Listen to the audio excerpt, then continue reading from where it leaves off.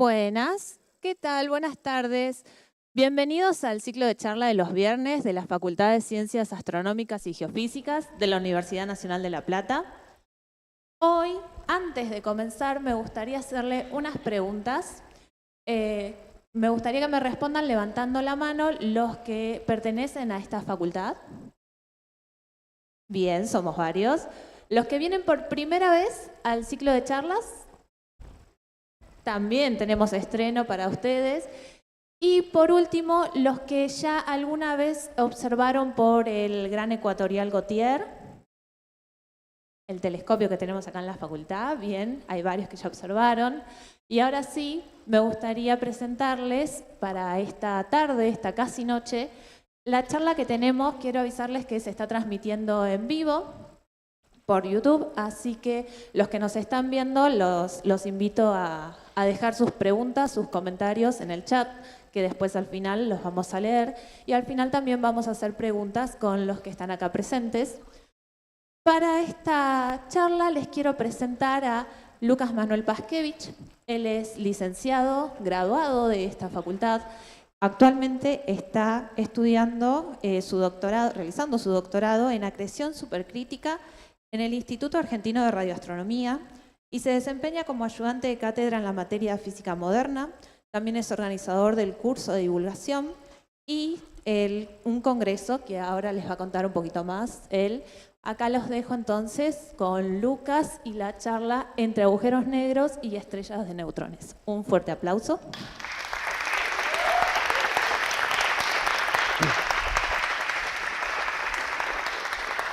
Bueno, muchas gracias al Planetario por el espacio y bueno, muchas gracias a todos por venir. Les quiero comentar lo que es el tema de mi doctorado, que son fuentes superacretantes. En particular, el estudio de ULX, que son binarias de rayos X ultraluminosas. Bueno, no hay mejor forma de comenzar un evento que con chivos, así que los invito a un congreso interdisciplinario que se va a dar el fin de semana que viene, viernes, sábado y domingo, en el Planetario también, organizado por y para estudiantes. Va a haber charlas de astronomía, física, matemática, biología, ingeniería y un largo etcétera. Va a haber kits de regalo, muchos juegos abajo, stands de divulgación, así que, bueno, invito a que sigan a la página del Conectar y se inscriban y, bueno, se pasen por acá el fin de que viene. Y por otro lado, un curso que estoy organizando, que ya va a ser la segunda edición, es la Introducción a la Astronomía Multimensajera, o más abreviado con el título de Más allá de la luz. Vamos a hacer la segunda edición el 15 de octubre, consta de varias clases presenciales acá en el Planetario y van a ser entre las 4:30 y 6:30 de la tarde, así que bueno, los invito a que nos sigan también y llenen el formulario para la inscripción. Bueno, vamos a arrancar con un poco de contexto de lo que vamos a hablar acá. Yo les dije que vamos a hablar de binarias de rayos X. Bueno, para caracterizar un poco qué es un rayo X, vamos a hablar de muchas cosas en la charla, muchas cosas muy complejas. Así que, bueno, perdónenme por ser muy breve en muchos conceptos. Los invito a que me pregunten cuando termine la charla. Estamos muy acostumbrados a ver luz visible, ¿no? Y no es casualidad. Es una cuestión evolutiva, ya que nuestra estrella, el Sol, emite predominantemente en ese rango de energía. Por lo que nuestros ojos evolucionaron para poder ver en esta pequeña franja del espectro electromagnético que denominamos la luz visible. Ahora, con el paso de los años, el avance de la tecnología, la astronomía evolucionó para poder hacer astronomía multibanda, o sea, poder estudiar el universo en las distintas bandas del espectro, o sea, por ejemplo, radio, microondas, infrarrojo, el ultravioleta, rayos X o rayos gamma. En particular, como se llaman las fuentes que estudio, nos interesa estudiar los rayos X. Y justamente toda esta historia de las ULX comienzan en 1989, donde gracias a este telescopio de rayos X chino, se detectó una fuente, de hecho varias fuentes, que eran excepcionalmente luminosas en rayos X. ¿Qué quiere decir esto? La luminosidad es energía por tiempo, o sea, nos llevaba mucha energía por cada segundo que pasaba. y más que nada, o únicamente, en la banda de los rayos X. No se lograban encontrar contrapartes o indicios de estas fuentes en las otras bandas. Y además algo muy característico de estas fuentes, además de su alta luminosidad, eran que parecían ser objetos extremadamente pequeños. Era, por ejemplo, un núcleo de una galaxia activo que te apuntaba hacia vos con un chorro de partículas y eso explicaba su luminosidad. Telescopios más modernos como XMM o Chandra lograron estudiar muchísimas de estas fuentes. Actualmente se identifican alrededor de 1800 ULX a lo largo del universo conocido. Y les voy a presentar una imagen de estas fuentes. Esta es de la galaxia Circinus. En la parte de arriba vemos una imagen óptica de esta galaxia. Acá vemos el núcleo y acá el halo de la misma. Y abajo vemos una imagen en rayos X de esta galaxia. Todo lo que ven oscuro es porque no está emitiendo en rayos X. Los colores más rojos es que emite poco en rayos X. Y lo que más emite son justamente las partes más blanquecinas o azules. Entonces, ¿qué podemos ver acá? Justamente vemos el núcleo de la galaxia muy brillante en rayos X, pero además vemos estos objetos puntuales, estos dos, que son mucho más pequeños que el tamaño de la galaxia, pero su luminosidad, en varios casos, es comparable o superior a la galaxia a la que hospedan. Entonces, ¿cómo se explica esto? Bueno, lo que se pensó de inmediato es que debe ocurrir gracias a algún fenómeno de muy extrema energía, como por ejemplo objetos compactos, o sea, estrellas de neutrones o agujeros negros. Lo primero que se modeló era intentar explicar estas fuentes con agujeros negros, pero hagamos un pequeño repaso de dónde nacen estos agujeros negros, ¿no? Bueno, ¿cómo nace una estrella? Vamos a ver acá un pequeño video sobre un cúmulo de gas y polvo y gracias a la gravedad, a pequeñas perturbaciones de la gravedad, comienza a colapsar en distintas zonas. Esta es una simulación de un cúmulo de estrellas. Entonces vemos que estos puntitos son muchas estrellas que se están formando y evolucionando, formando estructuras más complejas dentro de esa nube de gas y polvo, que luego comienzan a interactuar entre ellas inclusive. Ahora, ¿qué ocurre? En el momento en que colapsa esta nube de gas y polvo, la gravedad hace que toda esa materia se empiece a juntar hasta densidades que comienzan a ser muy importantes y la temperatura en el interior de estas estructuras comienza a ser lo suficientemente alta para que ocurran reacciones termonucleares. Esto tiene una presión por la radiación de estas reacciones nucleares que empuja a la estructura hacia afuera. Entonces se genera un equilibrio entre la gravedad que atrae a la materia y la presión de la radiación que la empuja hacia afuera. Esta radiación, estas reacciones termonucleares, convierten el hidrógeno que está en el interior de las estrellas en helio. Y ese básicamente es el combustible de las estrellas y la razón por la que cuando vemos al Sol vemos que justamente está brillando. Ahora, este combustible es finito. Va a haber un momento donde la estrella va a terminar de gastar prácticamente todo el hidrógeno que tiene en su núcleo y depende la masa que tenga la estrella, va a tener destinos muy distintos. Para estudiar objetos compactos, un agujero negro, nos interesa estudiar estrellas bastante masivas. Pensemos, por ejemplo, 20 veces la masa del Sol. En el momento en que estas estrellas agotan ese combustible que tiene adentro, ya no puede tener reacciones nucleares que generen esa radiación que empuja el material hacia afuera. Entonces lo único que queda es la gravedad que termina comprimiendo todo el material exterior hasta llegar a las densidades típicas de un átomo y se genera lo que se conoce como una supernova. ¿Sí?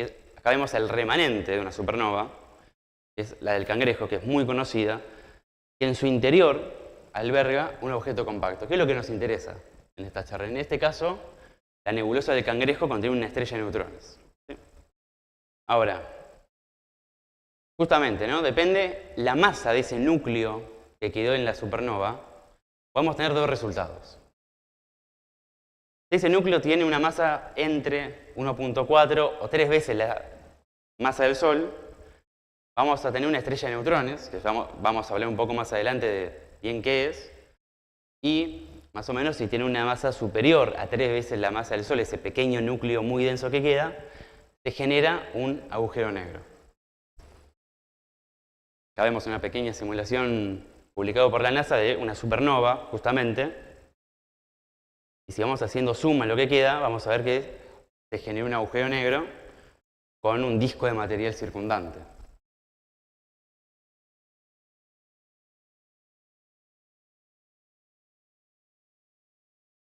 Bueno, ¿qué es un agujero negro, no? Estamos yendo por pasos, despacito, para llegar a lo que es una bola X. A la derecha vemos una imagen compuesta en rayos X en el infrarrojo del centro de nuestra galaxia, ¿sí? Como algunos sabrán o no, en el centro de nuestra galaxia hay un agujero negro supermasivo, alrededor de 1 millón de veces la masa de nuestro Sol. Y esta imagen que ven acá fue la segunda imagen hecha de un agujero negro por el Event Horizon Telescope, y es justamente el agujero negro que está en el interior de nuestra galaxia. Ahora, ¿cómo se fotografía un agujero negro, no? ¿Cómo se fotografía algo que no emite luz?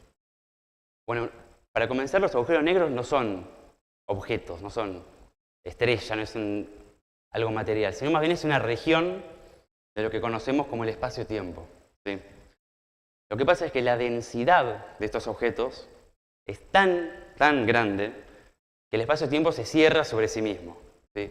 Piensen que tanto los agujeros negros y las estrellas de neutrones son objetos que tienen varias veces la masa del Sol, pero comprimidas al tamaño de aproximadamente La Plata, de unos 15 kilómetros.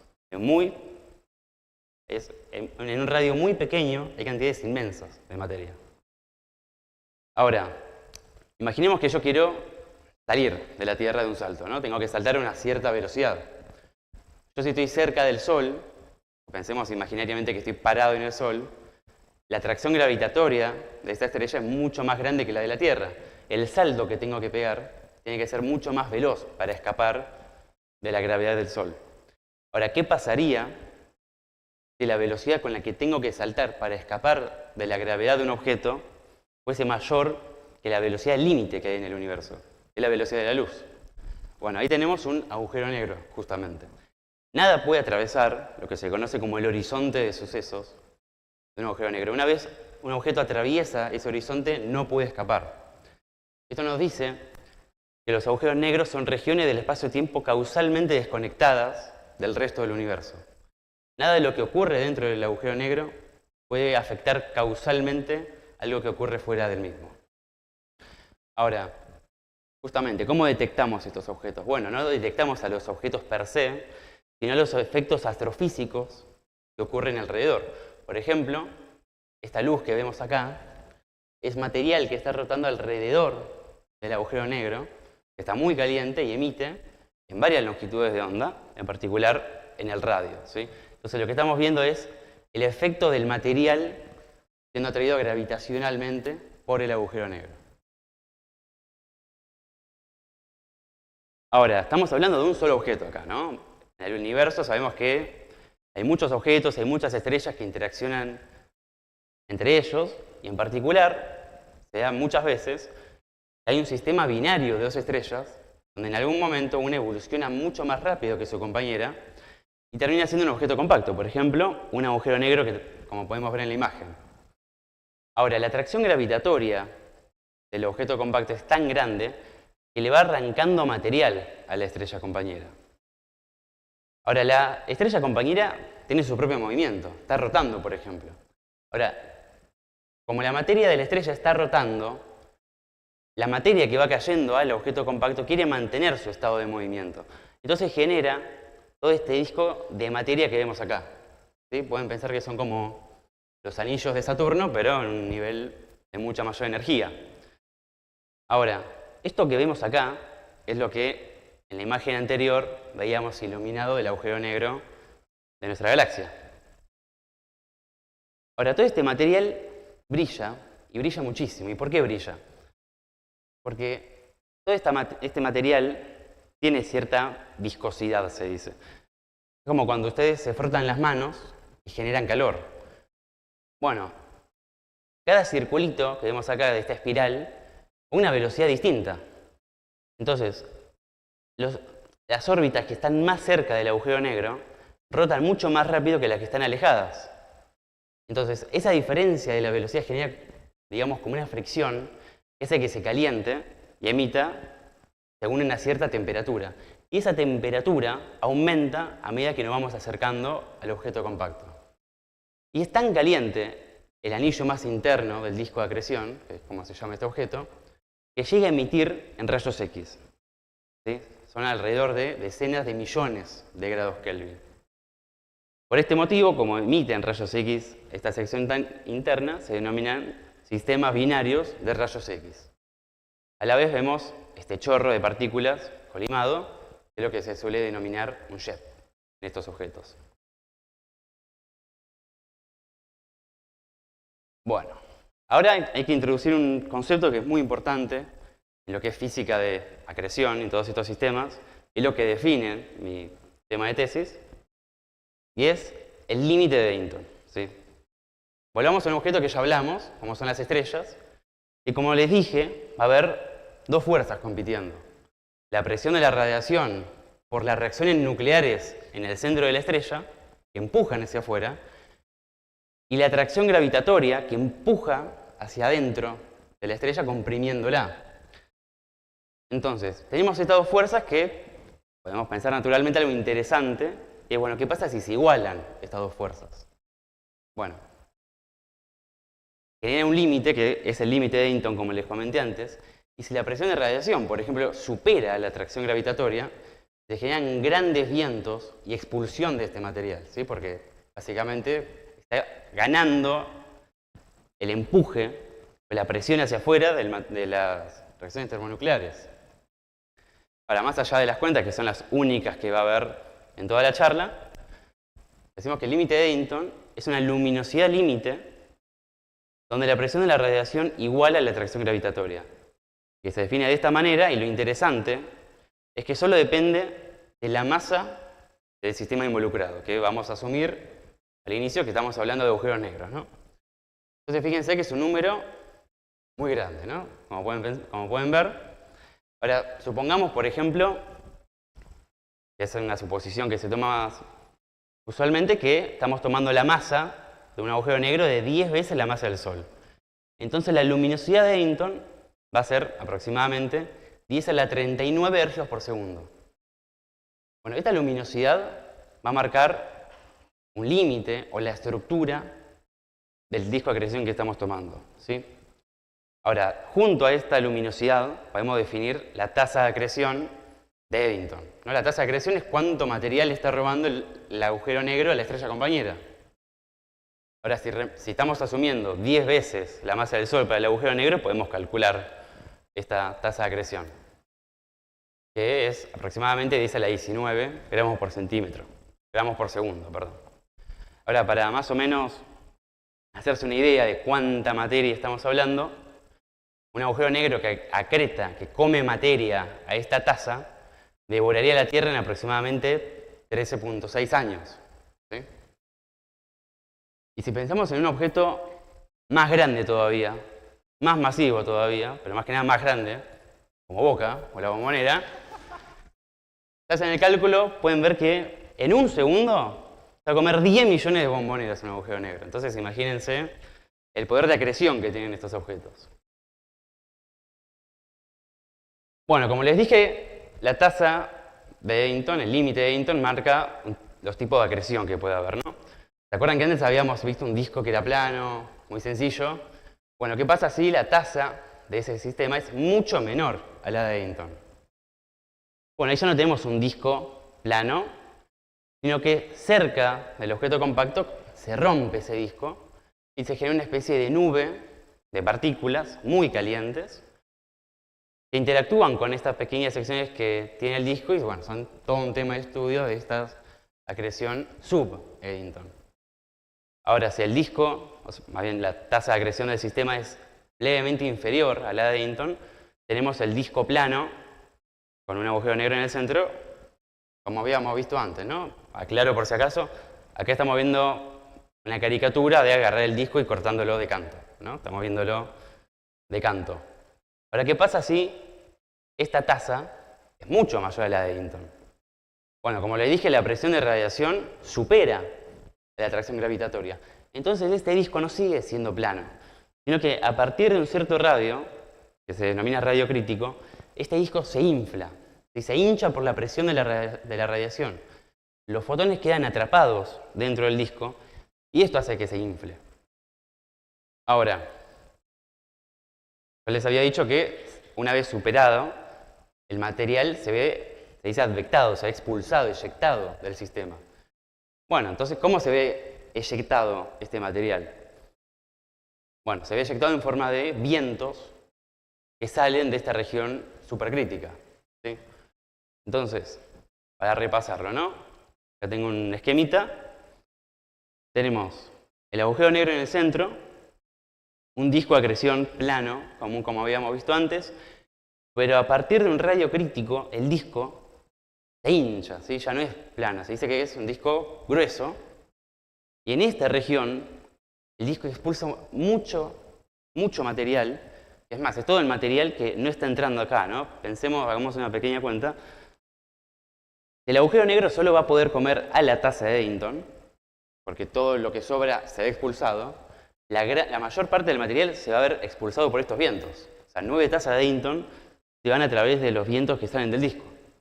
¿Sí? Y estas curvas que vemos acá es el campo magnético que genera la magnetización del disco crítico.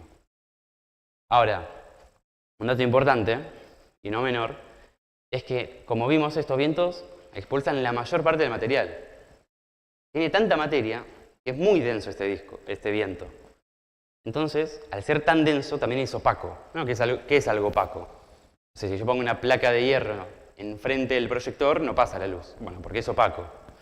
Bueno, eso hace que, gracias a este viento, toda la radiación que sale de toda esta parte del disco, y parte del disco plano, no se puede ver. Se queda acá atrapada, queda calentando el viento que sale.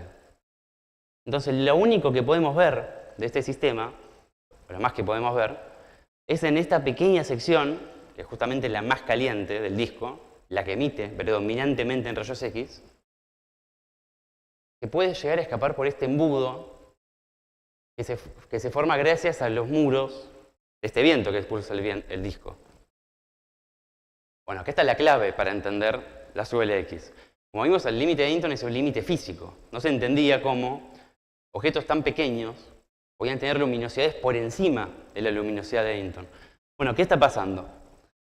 Básicamente, toda la radiación tiene que escapar necesariamente por este embudo. Y este embudo, capaz le recuerda a un parlante. Entonces, ¿qué hace un parlante? Amplifica el sonido. Lo que hace este embudo, el efecto final que tiene la radiación que sale de la parte más interna del disco, es amplificar esa radiación, amplificar la luminosidad que vemos. Y justamente esa luminosidad amplificada por la geometría del sistema hace que sea mucho más brillante que la luminosidad de Eddington. Entonces vemos que no se rompe ninguna ley física y todo queda explicado muy bien a través de asumir discos supercríticos con esa estructura de vientos.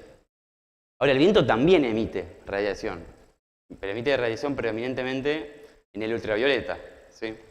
Bueno, gracias a esta radiación, bueno, los chicos que cursaron Moderna conmigo saben lo que es la radiación de línea H alfa. Bueno, gracias a esa línea H alfa se puede determinar la velocidad con la que son expulsados esos vientos. Bueno, entonces, ¿cuál es el efecto neto, no? Sale la radiación por ese cono. Entonces, si está un poco corrido el sistema, no lo podemos ver. Y lo que sí vemos, si utilizamos nuestro detector satelital, es un pequeño rayo, un pequeño cono, que si nos está apuntando, somos capaces de ver la radiación X que sale de la ULX. Está amplificado y por eso vemos que brillan más que la luminosidad de Eddington. Bueno, hasta ahora hablamos solo de agujeros negros, pero en 2014, hace bastante poco, se descubrió que podían haber sistemas binarios de ULX con estrellas de neutrones. ¿Por qué?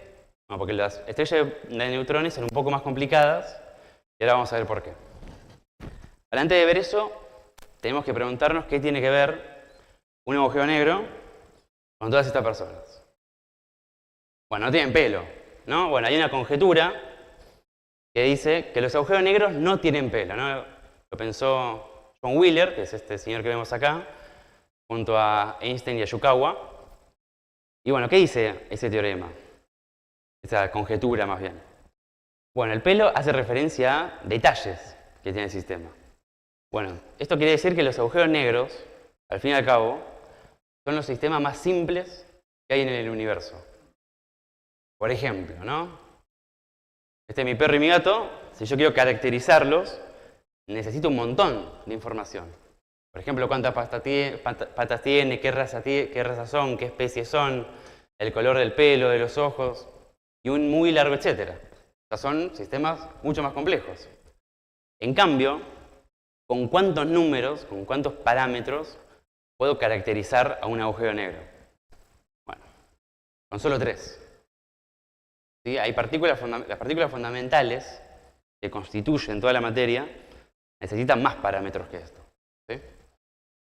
Si sabemos, por ejemplo, la masa del agujero negro, si sabemos el spin o qué tan rápido están girando, y la carga del agujero negro, que bueno, hasta ahora todos los agujeros negros que vemos no tienen carga y rotan, está completamente definido el agujero negro. O sea, no importa de dónde salió el agujero negro, no importa la catástrofe que tuvo que pasar antes, toda esa información se perdió y solo con estos 3 parámetros queda completamente definido. Bueno, eso no pasa con las estrellas de neutrones, que son sistemas mucho más complejos. En tanto, estos sí que son objetos físicos, no una región del espacio-tiempo como los agujeros negros. Y básicamente es un problema abierto que ve la composición de las estrellas de neutrones, pero son básicamente una sopa de partículas fundamentales. ¿Sí? Una sola cucharada de una estrella de neutrones pesa mucho más que las montañas. El Everest, por ejemplo, es un objeto realmente denso. Y estas líneas que vemos acá son líneas de campo magnético. ¿Sí? Las estrellas de neutrones son los objetos con los campos magnéticos más grandes del universo. Si se conocen algunos con campos magnéticos excepcionales, se conocen como magnetares, justamente. Y este chorro de partículas que vemos acá, este haz, es un jet que tiene, que también le da la característica de poder pulsar. ¿Y por qué pulsaría? Bueno, porque esta estrella rota, y rota increíblemente rápido. Algunas dan 1000 vueltas por segundo, inclusive. Ahora, si justamente la Tierra está en el camino de este haz, cada vez que da una vuelta a esto, es como un faro. Te apunta, entonces recibís un pulso. Y si rota 1000 veces por segundo, pasa un segundo y que recibiste 1000 pulsos de la estrella de neutrones. Bueno, entre eso, que tiene vientos también la estrella de neutrones, estos campos magnéticos gigantescos y otras características que se suman a un sistema binario, los hace bastante más complicados que los agujeros negros. Y bueno, estoy investigando esto ahora mismo y bueno, les juro que es mucho más complicado. Bueno, ¿y qué ocurre, no? ¿Qué dice la bibliografía acerca de las estrellas de neutrones como objeto en general en un sistema binario? Acuérdense que le roba materia a la estrella compañera, entonces se genera este disco de acreción, que como dice la flecha rota en este sentido. Ahora, el agujero negro no tiene un campo magnético per se. Si nada sale del agujero negro. Pero la estrella de neutrones vemos que tiene un campo magnético muy grande. Entonces, ¿qué hace? Rompe el disco de acreción en un radio magnetosférico, que se denomina, y esto hace que todo el material que se ve acretado se monte sobre las líneas de campo, en lo que se denomina una cortina de acreción, y termine cayendo a la estrella de neutrones en la parte superior. Fíjense la comparación de los tamaños del sistema, ¿no? Esto está obviamente simplificado, pero recordemos que la estrella de neutrones tiene 15 kilómetros nada más de radio. Ahora, estos sistemas son supercríticos, están por encima de la acreción de Eddington. ¿Qué ocurre? Bueno, tenemos todos los problemas que teníamos con los agujeros negros antes, sumado a, por ejemplo, el campo magnético de la estrella de neutrones y a la rotación de la misma. Entonces, ¿qué vemos? El disco de acreción plano, esta sección que es el disco grueso, supercrítico del sistema binario, y esta flecha que vemos acá es el viento que se ve expulsado, como lo veíamos antes en el agujero negro.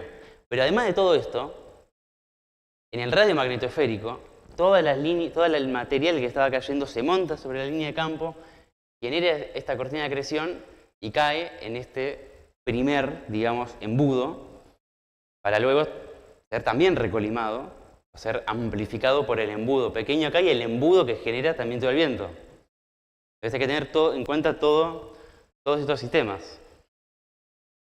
Bueno, esto que vemos acá son espectros, no fantasmas, sino es lo que ve un telescopio de rayos X. ¿Sí? Estos son 4 clasificaciones de ULX. En el eje X, lo que está horizontal, tenemos la energía en kiloelectronvolt, o sea, 1000 electronvolts. Y en el eje Y tenemos el flujo. ¿Sí? Entonces, acá les muestro el trabajo que un poco hicimos. Por un lado tenemos en todos esta línea, esta curva roja, discontinua. Esto es lo que se detecta del disco de acreción supercrítico, la radiación amplificada en X que se ve. Ahora, también ven que hay una línea punteada azul. ¿Sí? Bueno, ¿qué es eso? ¿No? Por este cambio que ven en la pendiente de los puntos. Estos puntitos, estas cruces son la luz que llega, ¿no? Los rayos X son fotones individuales, son partículas de luz individuales que llegan y lo contamos como puntitos, no es un continuo como estamos acostumbrados. Esta curva azul marca un cambio en el comportamiento de la fuente, porque fíjense que acá hay un quiebre en estos fotones. Tienen un comportamiento acá y cambian. Tienen un comportamiento por acá que quiere bajar, pero siguen. Bueno, eso nos indica que algo está pasando. Bueno, eso es lo que estamos estudiando en mi doctorado, ¿no? Pensamos que estos fotones de acá se deben a la existencia de partículas relativistas dentro de ese embudo del viento que terminan interactuando además con los fotones, con la radiación X del disco y se ven como impulsados, dándoles un pequeño boost de energía. Entonces terminan describiendo estos espectros. Ahora, todo lo que estamos viendo son los tipos de ULX. ¿Y de qué dependen esos tipos? ¿De diferentes clases, de diferentes estructuras? Bueno, no. Hay un problema con las ULX y es que podemos caracterizarlas bien si más o menos nos están apuntando con ese haz de partículas. Por ejemplo, las hard ultraluminous, o sea, las que son más duras, tienen este espectro que sigue más o menos horizontal para adelante. Eso se explica a que nuestro detector está viendo bastante hacia el centro, hacia el eje de simetría del sistema. Ahora, en los otros casos, donde se pierde justamente la dureza de esta cola de fotones, se adjudica a que el detector, a que nuestros telescopios, no está tan alineado con el eje del sistema, y le estamos viendo cada vez como un poco más corridos hacia el viento, entonces vamos perdiendo la radiación. Entonces la parte dura del espectro, que son los fotones más energéticos que describimos antes, lo vamos perdiendo, y es más, hasta el punto en que ya prácticamente no los vemos. Entonces va a haber muchas ULX que nos estamos perdiendo, justamente. Por ejemplo, se estima que en la galaxia, en nuestra galaxia, tiene que haber alrededor de 5 o 10 ULX. Y solamente conocemos una. Entonces, por algún lado, tienen que estar las demás. ¿Cuántas nos estamos perdiendo, justamente? Entonces, algo que estamos investigando en el doctorado es, bueno, si está desalineada la ULX, si no nos llega esa radiación amplificada, ¿qué otro modo tenemos de detectar? Bueno, gracias a la multimensajería. Si alguien se queda con la duda, va al curso para hablar de todo esto. Pero bueno, básicamente es explorar los distintos rangos del espectro. Con un paper que sacamos hace relativamente poco con mi director, vemos que los rayos gamma que se producen gracias a interacciones relativistas dentro del embudo, parte de la radiación puede llegar a escapar. Ahora, el problema es que la galaxia es muy densa y la radiación gamma es muy delicada en la interacción con todo el material que hay por medio, entonces se aniquila. Pero si está lo suficientemente cerca, podría llegar a detectarse esta radiación gamma de las ULX que están oscurecidas o escondidas. Y otro fenómeno que intentamos explorar es la emisión de neutrinos. ¿Sí? ¿Qué es un neutrino? Bueno, son partículas fundamentales que son muy elusivas, son muy difíciles de detectar y son muy difíciles que interactúen con cualquier cosa. Entonces, en parte nos interesa porque cuando se produce un neutrino en la fuente, escapa y nada lo toca, guarda la información de cómo fue generado. Pero cuando nos llega a la Tierra, es muy difícil hacer que nuestros detectores interactúen con el neutrino. Entonces ese es un desafío que tenemos y llegamos a la conclusión de que es posible llegar a detectar neutrinos de las ULX, pero con detectores mejores que los que tenemos ahora, que están en construcción. Así que, bueno, básicamente esta era la charla. Los vuelvo a invitar al curso de multimensajería. Y bueno, estoy abierto a preguntas y a darle la bibliografía que quieran para seguir leyendo esto. Muchas gracias.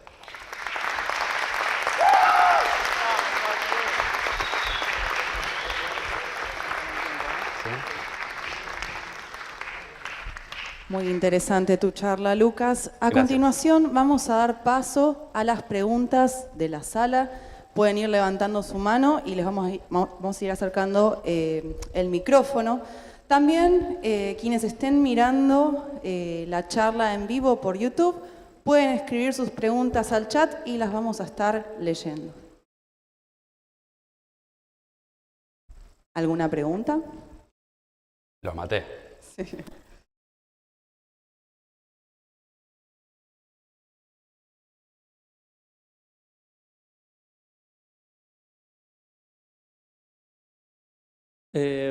Buenas noches.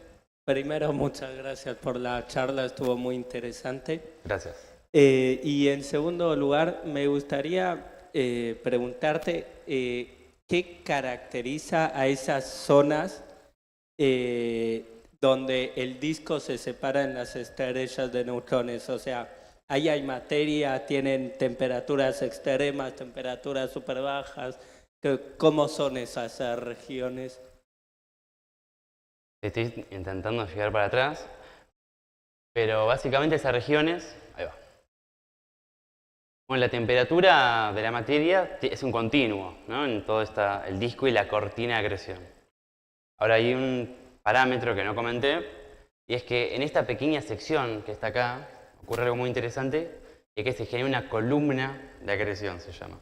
Básicamente todo el material que está cayendo termina teniendo como un shock. Y justamente este pequeño embudo y esa columna de acreción hace que las luminosidades en esta pequeña zona sean excepcionalmente altas. Es más, las ULX con estrellas de neutrones se ven hasta más luminosas que las ULX con agujeros negros. Contrario a lo que capaz uno puede pensar, que los agujeros negros son más potentes todavía. Y bueno, la estructura cambia totalmente, ¿no? En el disco común está haciendo un movimiento circular la materia, pero en el momento en que es intersectado por el campo magnético básicamente lo lleva para el agujero negro, se mete radialmente hacia la estrella de neutrones. Y este espacio que está acá está prácticamente vacío, nada. Muchas gracias. Y esta columna que decís, ¿tiene que ver con la producción de los jets? Tengo entendido que no, básicamente porque la producción de esta columna es por la velocidad de la materia que va cayendo. El jet tiene que ver con una estructura, un enroscamiento de las líneas de campo magnético por encima y por debajo de los polos. Entonces, en este enroscamiento se genera una estructura, como un cilindro, digamos, y ahí se va expulsado. Justamente las ULX no tienen jets, es algo que las caracteriza. Entonces, bueno, todos estos fenómenos que vimos antes, ni siquiera tienen jets y son muy impresionantes. Llegan a luminosidades muy altas sin la necesidad de un jet. Claro, claro. Muchas gracias. Gracias. Hola, buenas. Felicidades por la charla. Estuvo muy buena, muy interesante. Gracias. Mi pregunta va dirigida acerca de si podrías explicar muy por arriba el cómo influye la polarización de la luz en la dinámica que tienen los jets. al momento de la acreción. Ok, esto no tiene polarización, pero porque no tiene jets, estos objetos. Ok. Entonces es una fenomenología muy distinta a lo que trabajamos acá, entonces no tuvimos en cuenta la polarización para el modelo. En el caso de que se tuviese en cuenta, influiría mucho. Influiría, pero no deberíamos tenerlo en cuenta porque no hay ningún indicio en las observaciones que tenga un jet esto. Pero sí, hay que tener en cuenta la polarización en el momento de estudiar estas fuentes. Ok, listo. Muchas gracias. ¿Alguna otra pregunta en la sala?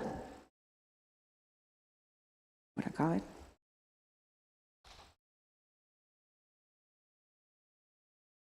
Hola, ¿qué tal? Buenas noches.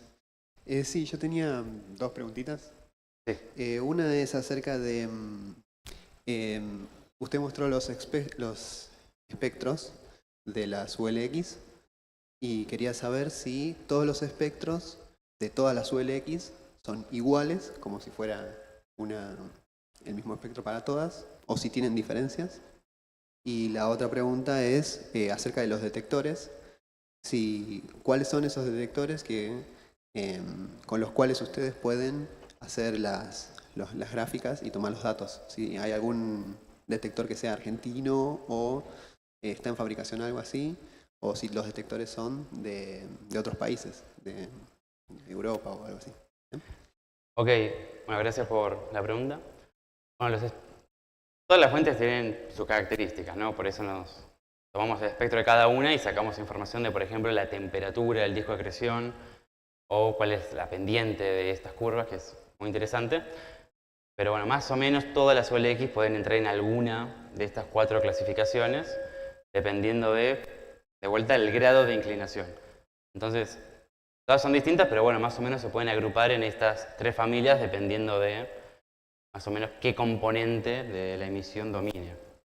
Y los observatorios que se utilizan para hacer este tipo de observaciones son de rayos X, predominantemente XMM, NuSTAR o Chandra, y que tenga entendido no hay ninguna producción argentina de este observatorio. Capaz, casi el licenciado Huesto Campo sabe más del tema, pero bueno, si le quieren pasar el micrófono y aporta con sus palabras, tendrá bien. Pero que sepa, no hay ninguna producción en Argentina. Gracias. Felicitaciones, Paskevich, por la charla. Estuvo muy Gracias, interesante, más para los que no sabemos nada de esto. Fue muy ilustrativa. Y justo está bueno este gráfico porque habías explicado que la línea de puntos eran como unos fotones adicionales, ¿no es cierto? La línea de puntitos. Esta sí, por ejemplo. Y que estabas tratando buscándole la vuelta a ver cómo se explicaría eso. Yo tiendo a pensar más en cosas fundamentales. Y vos habías explicado que tenemos la disponibilidad de un determinado conito donde nos llega y donde vos descartás otro que donde no llegaría. Y que tal vez en el camino hay interacciones con partículas, desde el punto de vista relativista. Bueno, hay una que vemos, creo que se ve en física moderna, física 4, y también con otros abordajes, que es el efecto Compton, capaz, ¿no? Hay una desviación del ángulo, tal vez de algunos fotones que se van para algún otro lado, hay una interacción con algunos electrones que andan dando vuelta y ¡pum! Y te lo orienta capaz y te puede explicar, no sé, yo sin saber nada, pero capaz que eso te puede orientar a alguna tasa de fotones que venga y se ubique en el detector. Sí, estoy queriendo ir un poco más atrás, porque bueno, lo que estamos modelando ahora es justamente lo que usted está diciendo. Y en el estudio de estrellas de neutrones, en estos sistemas supercríticos, estamos pensando en la posibilidad de que haya esta nube de electrones y protones muy calientes que justamente comptonice esta radiación que llega de la cortina de acreción y demás, intentando llegar a la parte de los distintos discos. Ahí va. Bueno, esta nube caliente, bueno, también se generaría por algún motivo que, bueno, ya lo desarrollaremos. Pero lo que veríamos es que en esta pequeña sección del disco se ve disparado el fotón y al interactuar con esta nube sufre comptonizaciones múltiples y eso explicaría esa cola que bueno, estamos tratando de explicar con claridad. Así que bueno, gracias. No me robé la idea ahora. Pequeño comentario, muy buena charla Pasque, pero para el chico que preguntó lo de si había instrumentación argentina de rayos X, no la hay. Todos los telescopios que mencionó Pasque son o de la ESA o de la NASA, pero en los 90, cuando fue el boom de la astronomía X, estaba el proyecto de hacer un detector propio, pero bueno, un peso, $1, pasaron cosas, un poco de fiesta por acá, por allá, y quedó en la nada. Eso, muchas gracias. Bueno, y también en el chat de YouTube tenemos una pregunta de Aurora del Mar, que dice: buenas, estuvo espectacular tu charla, y quisiera saber un poco sobre bibliografía y también dónde se puede leer el trabajo que están haciendo. Bueno, la bibliografía que más recomiendo, la digo así en el aire, que bueno, va a ser un poco complicado, pero es de King, bueno, King de Rey, ¿no? Ya estoy un poco nervioso encima. Que sacó un review, o sea, un trabajo compilatorio de todo lo que se conoce hasta ahora sobre ULX, es King y colaboradores Ultraluminous X-Ray Sources, y son unas 40 páginas de bibliografía. Y Fabrica también, con el mismo título, tiene un review de 2021. Y la segunda pregunta me la olvidé. La segunda pregunta era: ¿dónde se puede leer el trabajo que están realizando? Bueno, el paper que publicamos hace poco salió en Astroparticle Physics, que bueno, si lo busca en el ADS como Gustavo Romero y Paskevich, va a aparecer como efectos de Bethe Heitler en la fuente de rayos X ultraluminosas. De lo que más estudiamos en ese trabajo fue igualmente la producción de rayos gamma de estas fuentes, pero bueno, hay una caracterización de toda la estructura también. Bueno, muchas gracias, Lucas, por tu charla el día de hoy. Le agradecemos nuevamente por habernos acompañado. Muchas gracias por venir de vuelta.